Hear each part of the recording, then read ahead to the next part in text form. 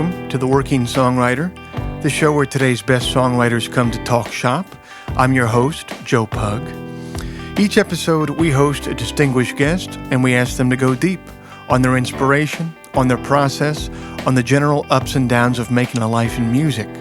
So, whether you're a grizzled veteran, enmeshed in a decades-long war of attrition lawsuit with a former bandmate, or else a scrappy upstart driving over to Guitar Center right now to finance that boutique overdrive pedal that has been the sole barrier keeping you from stardom, this is your show, because ultimately, it is what every writer seeks most.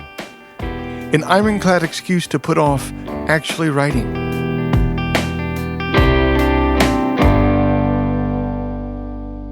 Hey everybody, it's our last show of the year. We did it. It's over.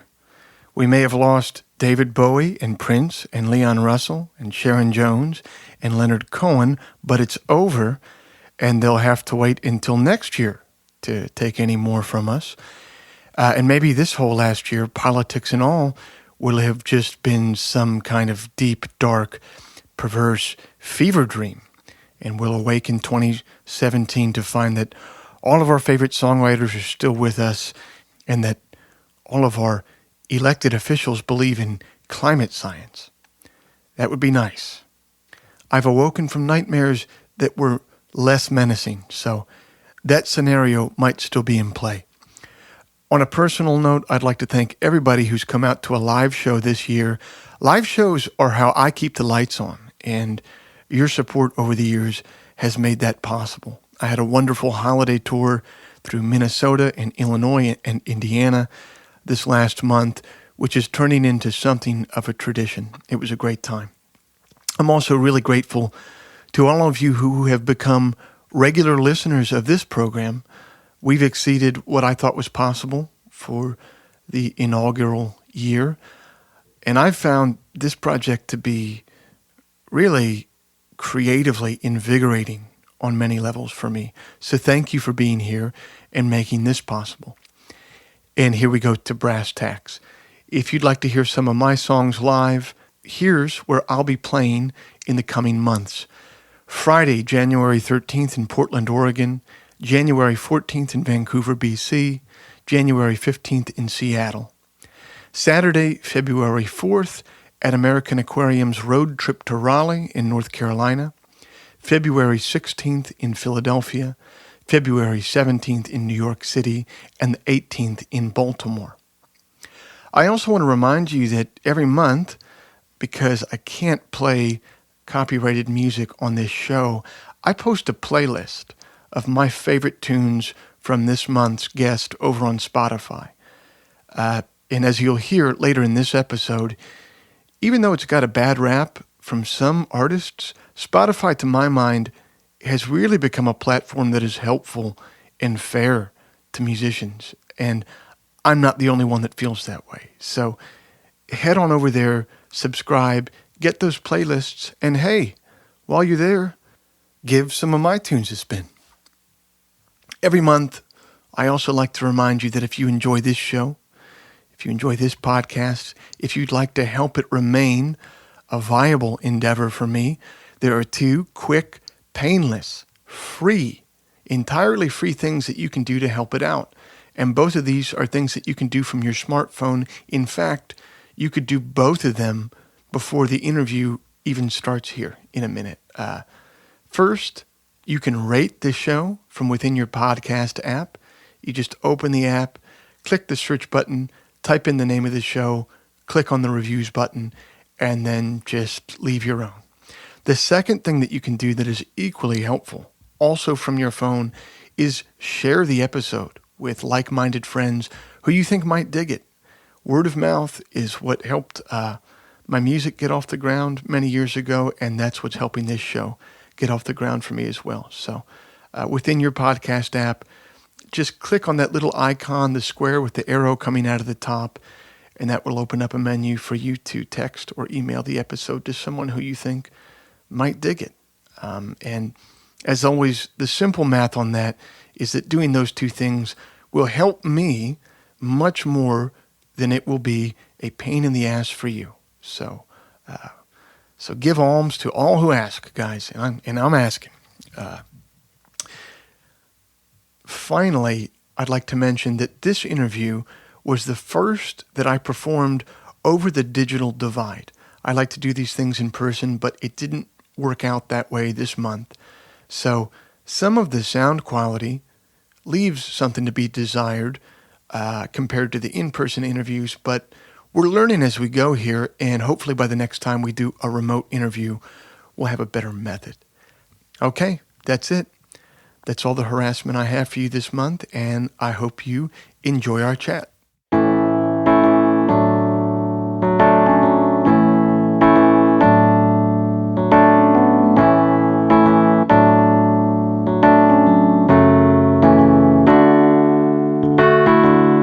My guest this month is Justin Ringle, the singer and songwriter who for the last 10 years has been the creative force behind Portland, Oregon's chamber folk group, Horse Feathers. He was born in 1981 in Lewiston, Idaho, an inland seaport for shipping grain and lumber to the Pacific Ocean.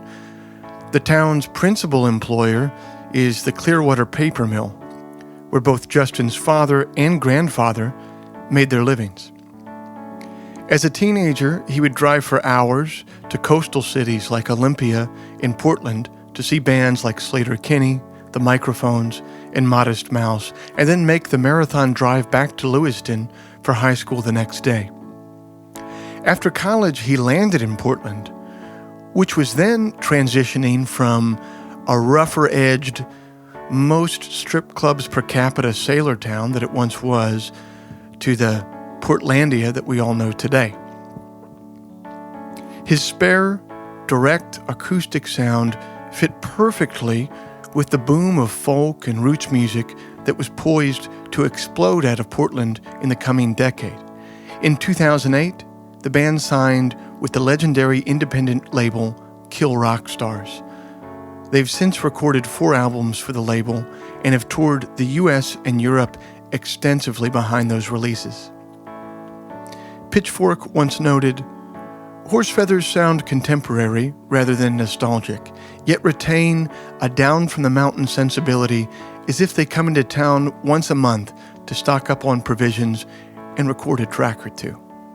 Stephen Thompson of NPR said, the grimness of his words, the woe is me of it all, has always been swathed in sweetness to the point where a song's suffocating misery can sound like comfort food. Recently, Justin moved out to Astoria, Oregon, which is beginning to become the Brooklyn to Portland's Manhattan for many of the city's artists.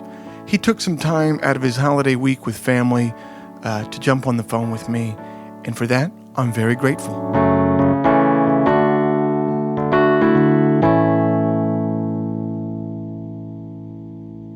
Well, what I wanted to do today is, so for the last 5 or 6 years, you and I have basically had I'd say it's like a quarterly phone call. We talk about 4 times a year for a couple hours where we solve all of the world's musical problems and music business problems.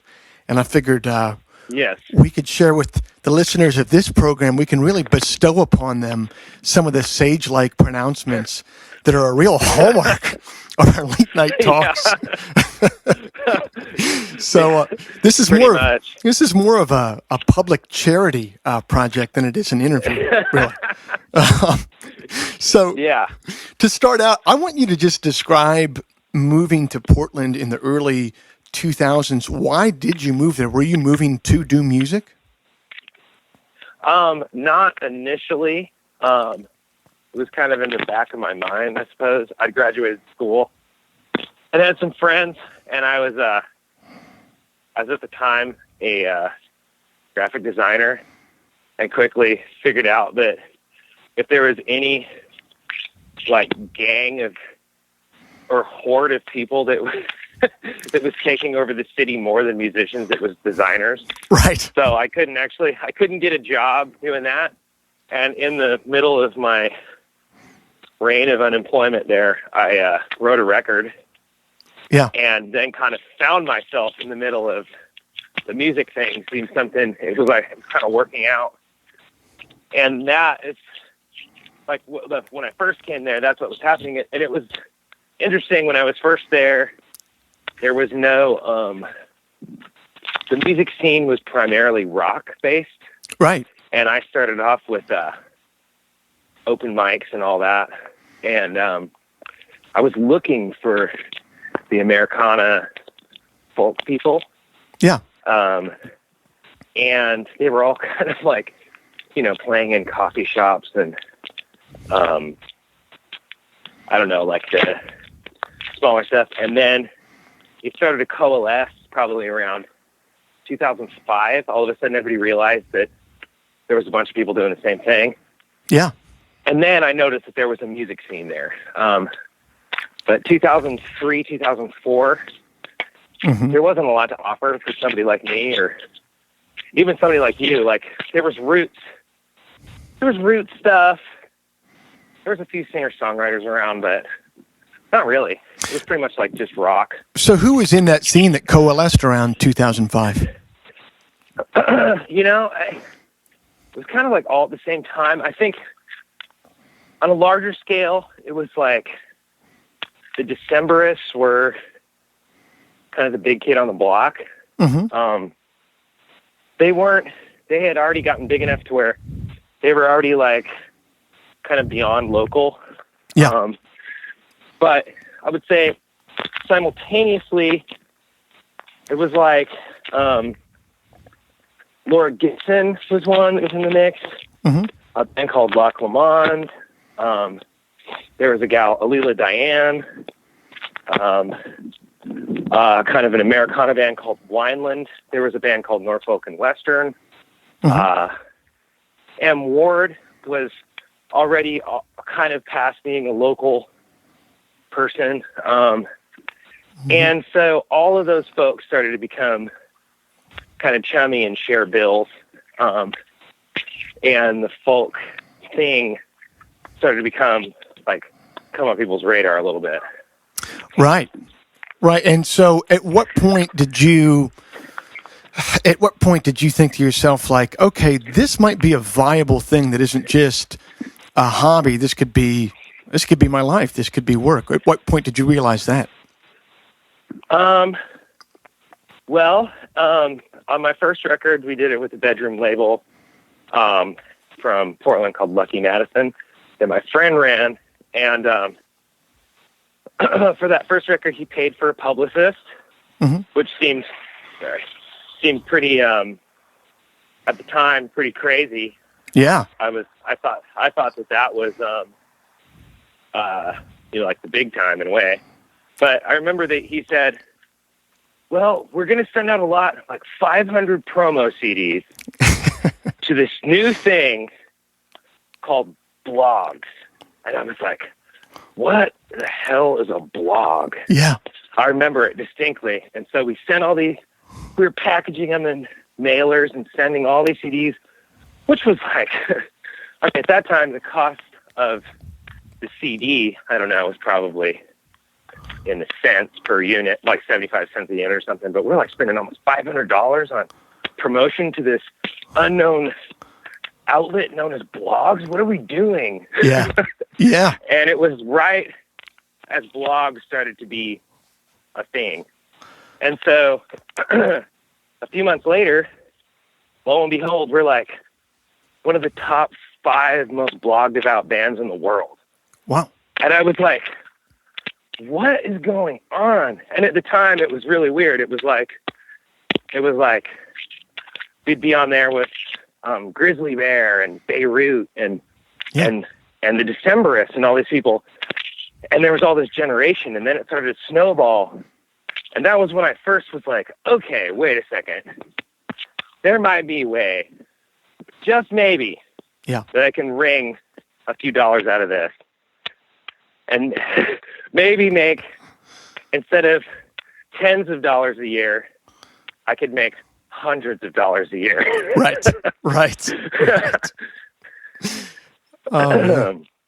That's so funny to even think about right now, just how dated it seems that a couple of people could write about your music and it would have a tangible difference in who was coming to shows and how many records you could get into people's ears. I mean, that seems so dated. Oh yeah. It's a completely different universe. I don't know. I sound like an old man and a total Luddite when I talk about this, but I'm always like way more intrigued by the process of yesteryear and how these things used to come to pass. The current market is so, some would say, democratic. Like we have so much choice, and the listener has so much choice that at times I feel like that very choice is the impediment of people actually being able to enjoy everything. Yes. It's like when you go on Netflix, there's like this type of thing where, I don't know. I mean, there must be endless domestic disputes about this, but when you sit down to watch something with your partner and you can't decide because there's too much choice. Yes. Well, it's the same problem with music now and the streaming era, I think, is that there's so much choice that there's no investment in any one choice. Yes. So it's way easier there's no depth. You can't, if you're consuming music on a streaming platform, there's no depth to it. You're not, I'm only speaking kind of from my perspective of being a music listener myself. Mm-hmm. But I mean, I won't even say attention span. My tolerance, I would say, for music it's winnowed down to nothing because I know that there's always another choice. If I'm listening to something new. That's it, man. When you're the kid in Blockbuster and your only three choices are Home Alone 2, Snow Dogs, and the new Jean-Claude Van Damme movie, you're gonna choose one of those things, and whatever that is, even if it is Snow Dogs, you're living with it on Friday night, and you're gonna watch the whole fucking movie, man. That's it. That is exactly right. Do you think that's it? Do you think it's an investment thing? Like literally, okay, I read about this band in Rolling Stone, and I went to Tower Records, and I spent in the year 1995 like $19 on this album that has 21 songs on it. I'm going to listen to them all because I won't be able to get back to the record store for another 2 weeks because my mom won't drive me there. You know what I mean? Right. Oh, I absolutely think that. And I also think that people's perception of it has obviously changed so much, especially younger generations, where if you look back at it, people allotted way more money per month as disposable income to spend on music during the CD era or when physical sales were important because it obviously costs more. So it's like, if you want to get your music fixed and you want to get new music in, say, 1997, you might be buying a CD a week. Yeah. Say it then the retail prices be like $15. So even one CD a week, which, I mean, honestly, in those days I was spending way more than that personally, but that's $60 some a month per se. Now, people complain about paying $9.99 for a subscription to Spotify. Like that is too much for basically access to most of the available music in the world. And it's hard to not argue that music has not only lost its value, but it's become disposable. And I mean, it's not any wonder why. I mean, it's like it used to be an album was worth $15 on the retail market. Now it's like allegedly it's 0.00, 74 cents per song. Mm-hmm. So maybe 10 songs. So you're maybe like, you might be going up a decimal place below a penny for a whole album. I mean, I don't know. It's pretty rough. It's pretty rough to contextualize that as a musician.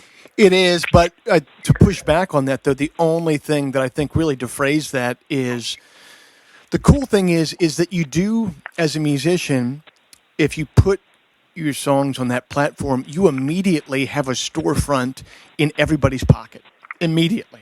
So that's pretty cool. It does open you up to, in theory, a wider array of people who'd be willing to buy the album or interface with it, you know?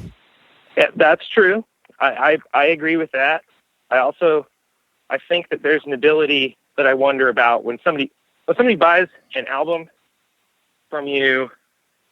That's it. That's all the money that you're going to generate from that record, unless they want to come to a live show, which is different business, you know. Mm-hmm. But they buy an album for, say, $10, and they own your music. They listen to it forever.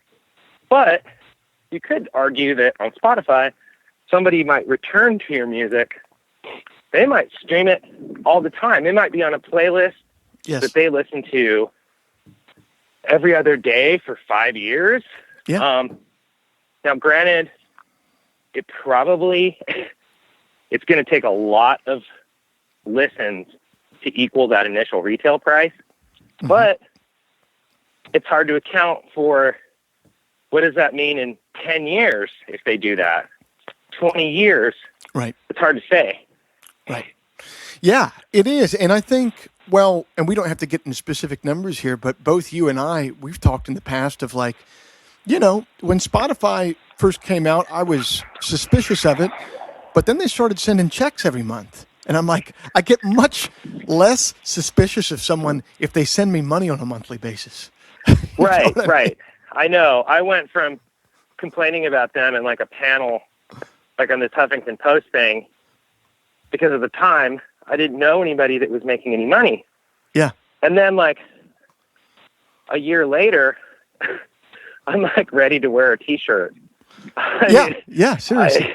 In a way, I mean, because in a certain way, like especially with Spotify in particular, if it's not them, it's going to be somebody else. Yeah. This is, like it or not, there's no more fighting it. This is the new paradigm. Yeah.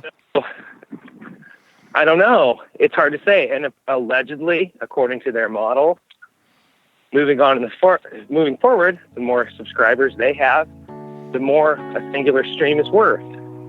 Yeah. So there you have it.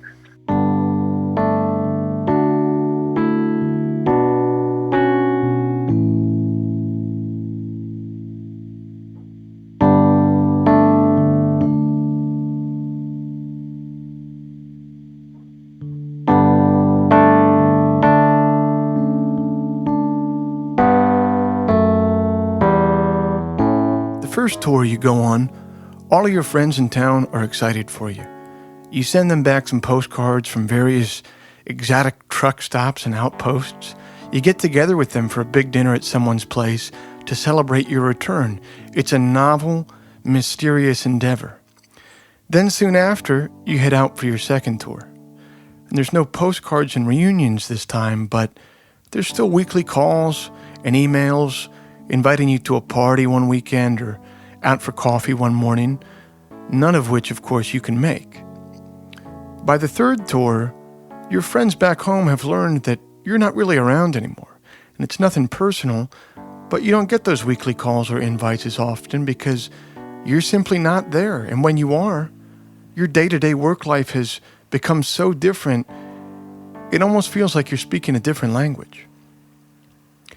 The first time I met Horse Feathers, they were on the road for the first time. I was in Chicago framing houses during the day, playing open mics at night. When they came through to headline their first show, I was their local opener, rolling in for sound check after work in my Dickies and Timberland. That night we became fast friends, and they ended up crashing on the living room floor of the house I was renting somewhere near Lindale in Sacramento. I remember like it was yesterday, tiptoeing over their sleeping bags to leave for work in the morning. As you hit the road more often, it gets harder and harder to communicate with your friends back home. That's the natural inertia of it. But you realize that you're surrounded by other folks on the road who've experienced that same loss, and you both rush to fill the gap. Today, the friends I'm closest to are musicians I see maybe twice a year. Once when they come through my city, and once when I come through theirs. We're not together often, but when we are, there's no language barrier.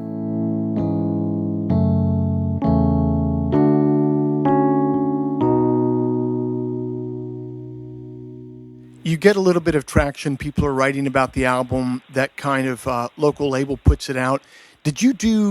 Was your first tour behind that record?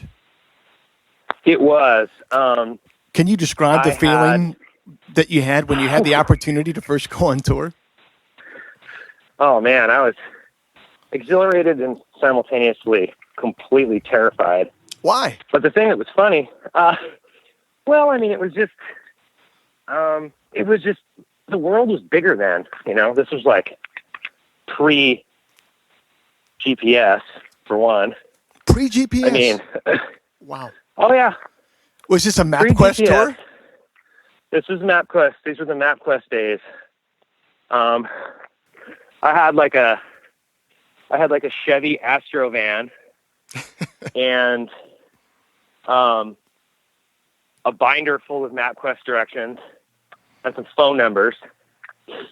And phone numbers for like promoters or yeah. Okay. And email addresses, but in those days it was like you were email like Wi-Fi hotspots were they were even rare.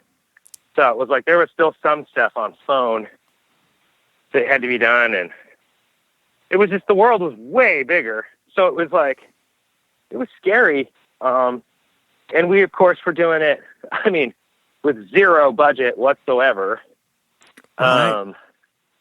I mean, it was just like us against the world. It felt like at the time it seemed pretty scary, but I was working with a booking agent from Seattle, who was doing a lot of acts.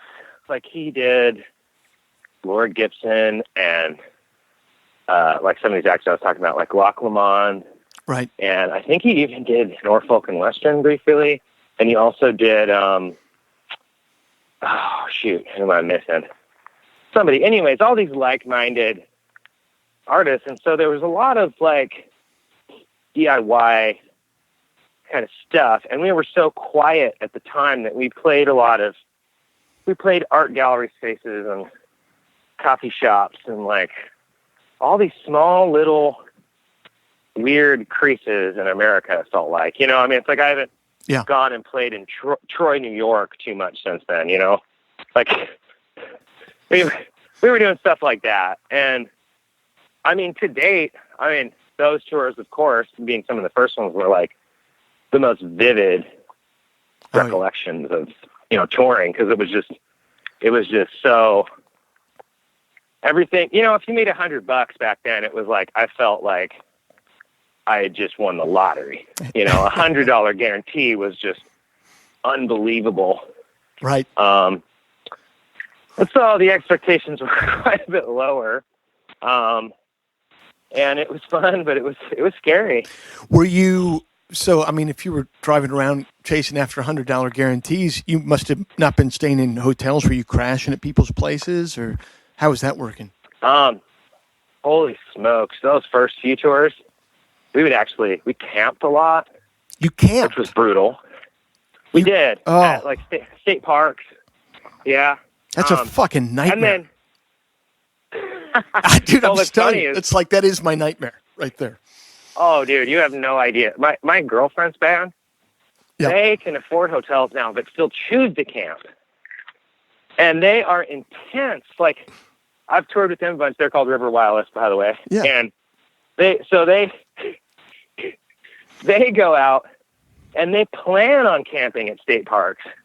I mean, and I'm talking not just camping. I'm like they get up, do coffee, hang out. What? And it's just, I know. I'm like, I love that idea, and I can do it for like, I've tried to do it, and I can do it for like 2 nights. And then I'm like, and that was with me not even playing. Yeah. So, I don't know. So you were camping. But yes. Can you remember, was there a show on that tour or like a first show when you showed up in a city that you'd never been in before and you're like, holy shit, the people here know these songs? Yeah, actually. We had that happen a few times and it seemed absolutely impossible. Yes. At the time. Like I couldn't really wrap my mind around it. One of them I would say is Boston, Massachusetts. Mm-hmm. Has bless their hearts, everybody in Boston. I mean, from like day one, our very first tour, we had folks show up and people were tracking us like from 2006 until now. And we always have good shows. Like I remember showing up in Boston on that first tour and being like, whoa, okay, big city. Yeah. And just being stunned. Like I couldn't believe it. And in fact, on those first tours, I think we actually did better in a lot of locales in the East Coast than we did in the West Coast. And I don't know, I think that mostly speaks to a lot of the media outlets that covered us. I mean, like NPR did a lot for us. Pitchfork has always, kindly, and I don't even understand at times why they've covered us, but those outlets have covered us. So I feel like for some reason in those days, that was my only explanation as to why we had that kind of traction that early. But and at the time too, you got to remember Portland was talked about. It's not how it is now. This is pre Portlandia.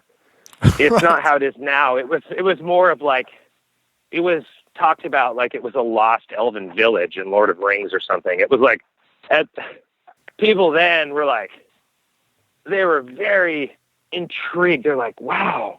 The people on the East Coast would be like, I had a cousin that visited there once in the 80s and said it was nice. Dude, with this conversation, you're blowing my mind right now because you're really reminding me, talking about it like that, and also talking about going out on that first tour, how you just felt like the world was bigger. And in the last 10 years, because of Internet 2.0, things really have collapsed in a way where no one's curious about Portland in the way that they used to be. You know what I mean? Or Austin, Texas, where I live, No.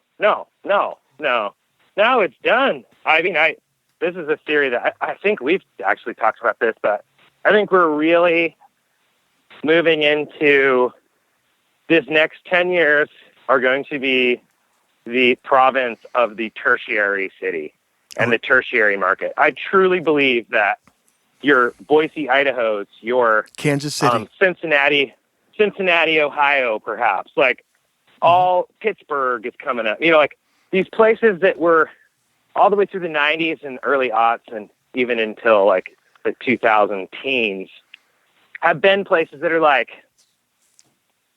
kind of okay, but I mean, those are bad, but they weren't like this sexy spot that everybody was moving to. And now the problem is it's like your Portland, your Austins. I mean, they're completely saturated. It's a boring story to even talk about it anymore. Yeah. They're totally saturated. It's like, it's so funny. It's like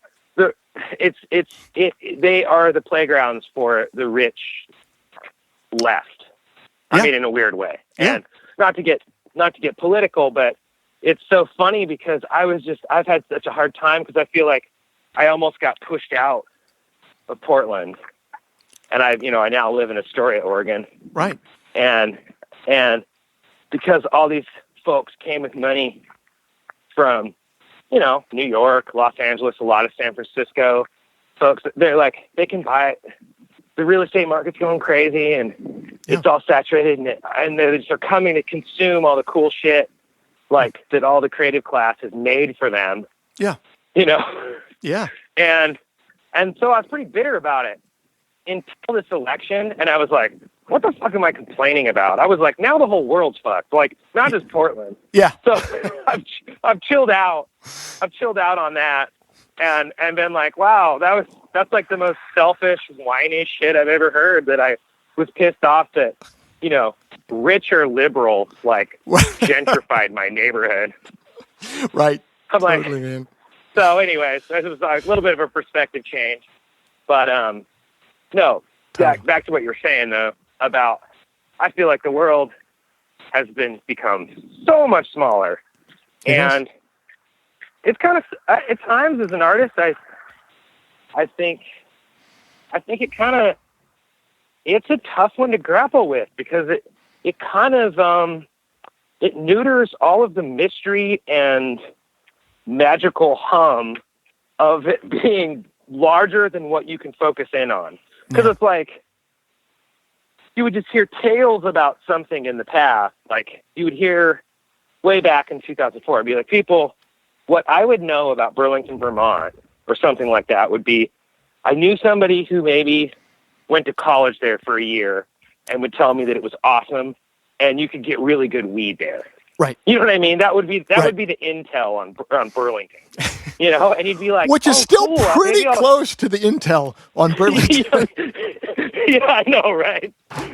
And so that's what you're going off of. And you go and play there and you're like, wow. And you might have seen one picture online of Burlington and and it was a picture of a map. And be like, oh, it's next to this lake. Oh, cool. Right. And that was it. And now it's like, even if it's like a place like I want to go camping, I'm zooming in on Google Earth. I know that right. I don't want to, I don't want to go down to the beach down here because, actually I can just kind of take a little left off the trail and make it to the other side way easier. It's like, what the hell is this? It's super, it is the future. I mean, we're just truly living in the future, and it's weird. Tough to grapple with.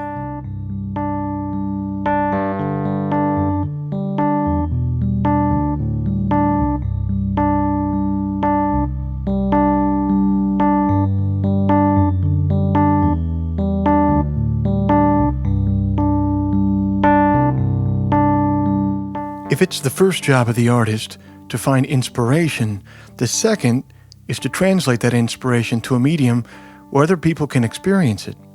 For songwriters, that can be the song itself, and that medium can also be a definitive recording of the song.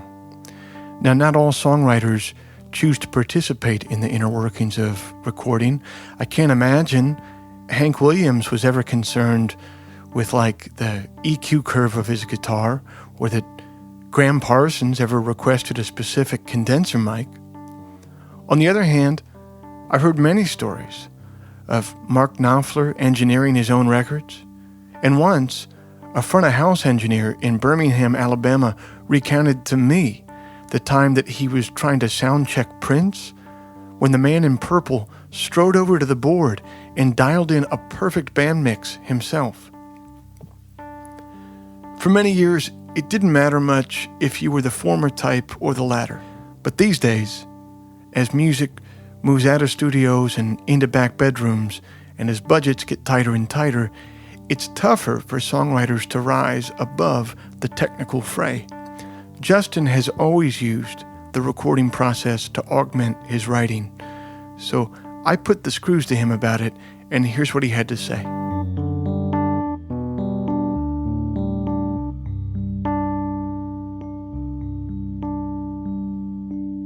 There are some writers who either intentionally or unintentionally have a total disconnect from the technical realm of recording and production. And some people just don't have a temperament that's suitable for it. Some people choose to remain disconnected from it for artistic purposes. You, though, on the other hand, have always had a pretty comprehensive grasp on how the recording process works, how engineering works, what's possible and not possible. And I've always thought that you've used that to your great advantage in the writing realm. In the past, I've heard you describe on certain records using vocal comping as a writing tool, and then on other records to achieve a different effect, recording live in a barn to make that type of record. So right. I'd really like you to walk me through step by step, your process that you use to write, but also to record and get one of your albums down? I'd say that was a very kind assessment. Thanks, Joe. Well, no, don't get me wrong. They all sound like garbage, but yeah, there we go. That's the Joe I know. There you go. No. I'd say that I probably am more process oriented from beginning to end generally than maybe your average bear. I've never really subscribed completely to the singer-songwriter zone where I'm like hammering out a whole tune and then everything is going to be built underneath from it. Right. Because part of the party for me in terms of having fun with working with music has always been the larger instrumentation and arrangement as well. So whenever I've started to write songs, I'm usually taking notes and kind of imagining and dreaming about other instrumentation and arrangement possibilities that could be there. And so I think about that when I'm writing the verses and writing the choruses and try to account for it when I work with collaborators. So I come up with, like for some folks, they're going to think that the song is done and they're ready to work with collaborators and then move into the studio. That's like an ABC. Right. Like for me, I know that there's an emotion that's being conveyed maybe in this tune, or there's a feeling of this tune, and there's something that is happening musically going between this verse structure and this chorus structure, for instance. Sure. So I sit down and figure out my melodies and what's going on in my zone to understand what the song's kind of doing, and then I start playing with folks and figuring out if they're reinforcing that mood or not.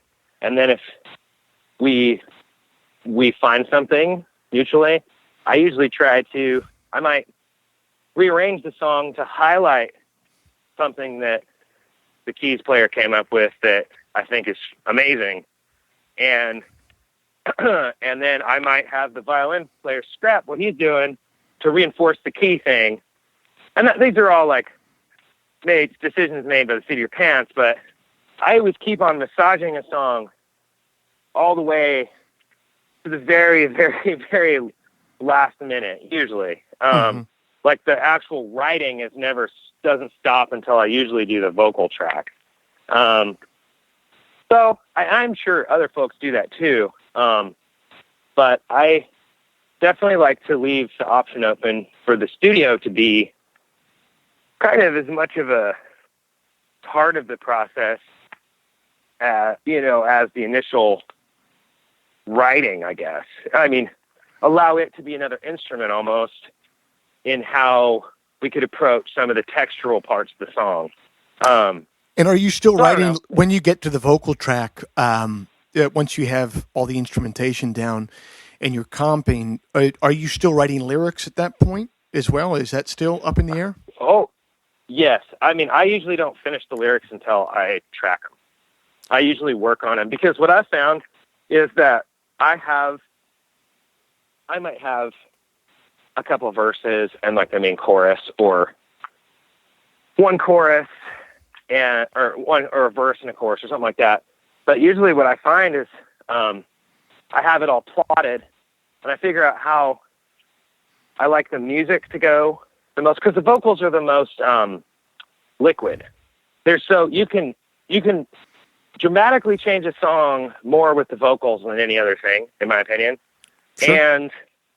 And so they're so powerful, and I want them to work in tandem with the music. So a lot of times I'll work on producing the music as long as possible and get it to the point where it's inspiring me to sing over it.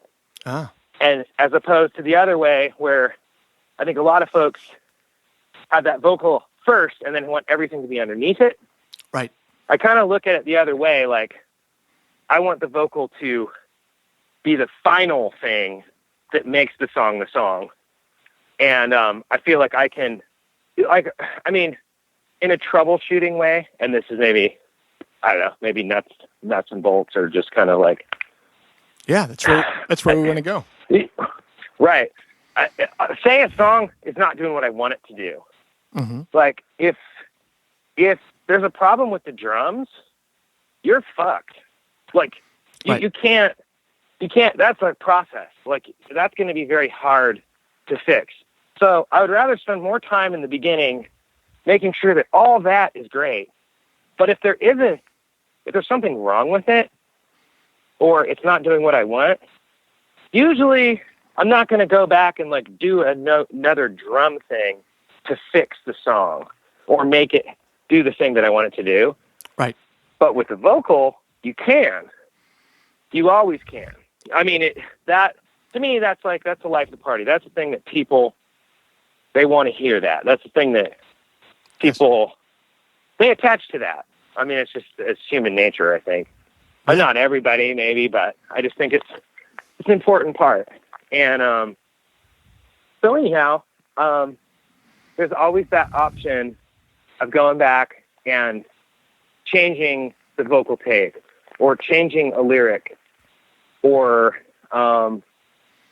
those things are like these big broad strokes that can really change a song. And so I just keep them kind of as that is the last part of the process. But you do have do you have an idea of what those lyrics are going to be? Or do you really have an idea for what the melody is going to be, and then after it's built, you do all the lyrics? The melody is usually decided upon. It's rare that a melody would get changed. I usually have the melody and usually the framework for a lot of the lyrics. Like I have usually like a verse or two sketched out in the chorus, and those are subject to change. But I usually have a pretty good idea of what I'm trying to zero in on, especially melodically, because I'll have based a lot of the instrumentation and arrangement around with the vocal melody in mind. Mm-hmm. But it's never like set in stone. It's not like when I collaborate with folks, I usually have the basic skeleton of the song, like what I would consider the meat of the song. Like the charm of this song is how the melody is going over these two chords of the verse. And then there's this rhythmic change that happens in the chorus when I switch to this and this melody happens. This is like what is the core of the song. And that's usually what I show people. Mm-hmm. And you know, there's usually some kind of reaction from that. If it's, that's usually all I need to know, that if that instrument per se is going to work on that tune. It's usually just like, you know, this is the moment in the song. You hear it played with other folks and be like, oh, okay, well, that's great. Mm-hmm. For instance, this is how it would go. Like I'd sit down to somebody and then they play part of that verse chorus and then it's like, oh, wow, I love how you're subdividing on, you know, on the keys. You're subdividing the chords compared to what I'm doing. So then all of a sudden I'm like, oh shit. Well, let's think of that subdivision as being the main musical motif that's going to go through the chorus. So you subdivide the keys through the verse, then we get to the chorus, continue subdividing, and we're going to reinforce that rhythmic idea that you just responded to the song with. We're going to reinforce that with the strings now. So then I'll tell Nate, the violin player, I'll be like, man, I know you're doing this beautiful melody that's harmonizing with the vocal, or it's a harmony to the vocal, but now let's have you do another layer of texture and an overdub where you're now going to subdivide rhythmically with the same notes that you're using for the harmony with the keys player. So that would be my main question, though, Justin, is I understand the process that you're describing, but it's not like you're just programming a MIDI computer to do these things. You're working with people that have emotions and egos, and how do you manage the human part of it, of getting people to do what you want and getting them to feel like they're involved and not being railroaded in some way? Very carefully. It's tough. that is always traditionally a problem. And it's hard because sometimes when you get into it and it's feeling good, there's like a kind of a beautiful moment where everybody can kind of be like in tune and just like, you can kind of see things take shape in real time, and everybody will be like kind of chasing the same thing in the studio, and everybody will be like, yeah, okay, right. I see what you mean. And everybody gets on the same page. And other times it's a lot more labor intensive, and you're like seeking something, and you're like in this dark labyrinth of existential pain. You don't know what's happening. You're shrouded with doubt. I didn't ask you to describe my life. I asked you to describe right. describe this process, man. Do you think that more talented musicians tend to be tougher in that regard? Like, how do you have you ever come across like looking at hiring someone and you think to yourself like, wow, they can play the hell out of their instrument, but I know they're going to be a pain in the ass when I ask them to do something specific? Have you ever shied away from hiring someone for that reason? No, not really, unfortunately, in some cases. Right. I mean, I've learned that lesson time and time again. I think it just tends to be, I mean, as you know, there is a very interesting relationship between musicians and the ego. Yeah. And we all struggle with it, I think, in different ways. And sometimes we have an ability to be more humble. Sometimes we're more arrogant. But it all plays in, I think, to the final product in some way or another. And it's kind of the elephant in the room. Everybody tries to be really passive-aggressive about it and cool. It's kind of like when you're at a show and somehow, like, the order hasn't been figured out in a rare instance, and you put the bands in a green room and you try to figure out who's going to play first, second, and third. That is, people who aren't musicians probably don't relate to that, but that is like the purest display of ego and like raw, unbridled passive aggression that you could ever witness in humanity. It truly is.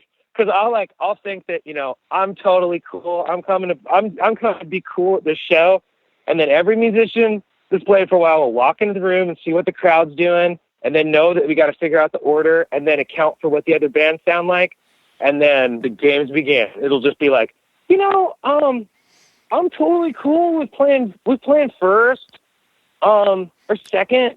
I mean, I could be okay with playing third, but I actually think these guys would be probably better. And then they go, no, we were really thinking that first would be cool.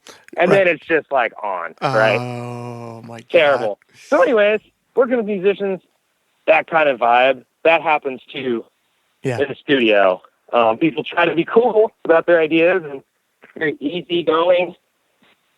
And then sometimes it's not easygoing. And I guess the only thing you can chalk it up to is I think it's just, in general, it is just part of the process. The pain and anguish of deliberation and second guessing and doubting, all of that stuff, the fabric of all that, that is what you hear in records, I think. Usually, sometimes that's good tension and that really helps. Sometimes it's bad tension and really doesn't help. So, but it's always there. I think it's always there. And in rare cases, there's like these perfect records out there where, well, not perfect, but ones where you can tell that everybody was seeing the same direction at the same time. And it's like, you can hear it. I think, a huge record in indie folk galaxy that people probably say is the most like that is like In the Airplane Over the Sea, like the Neutral Milk Hotel record. Yeah, because you can hear it. Yeah. It's not that it's perfect or anything, or there's lots of recording inadequacies and stuff, but I think the charm of a record like that for people is they can hear a band like the musical concept everybody was on the same page at the same time. Ah, man. You know what? And You know what you made me think of there? The first record that I thought of when you mentioned that was that first What? Strokes record in 2001. Oh yeah, yeah. That is kind of a similar effect. Everyone's on And- the and same you see- page. Yeah. Yeah, Mhm. yeah. They're all working. They're all working to meet the same end. You know, they're all like, they're doing it. And I mean, whether or not you like those records, I think that the thing is you can learn something from those. Or I don't know. I would love to make records that are like that. I mean, that would be great. I would love to make a record that just feels that way. It doesn't have to sound that way. It's not like I'm not like a huge Strokes fan. Right. But I remember I listened to that record a lot back in the day because there's definitely something to it. Yes. And I think that's what we're all after. I mean, really, I think musicians are always kind of after that. And that's like an ultimate goal. Dude, thanks for joining me on this thing today. I really appreciate it. Oh yeah, no, this is fun. It's finally, it's great to share this this back and forth and deft interplay that we have And I think quarterly, as you said. it's pretty much quarterly, and I think we really did a good job of, because when it's just you and I talking, it's truly two old men yelling at clouds in tandem. And I think we've tried to stray away from that as much as we could. Well, dude, This is the most focused conversation we've had. That's for sure. I think we're due for our next quarterly one soon, so I'll give you a ring in the next couple of weeks. Sounds good, man. Okay, brother. Happy holidays. I'll talk to you soon. All right. Have a good day. Thanks, Bye, Joe. Justin.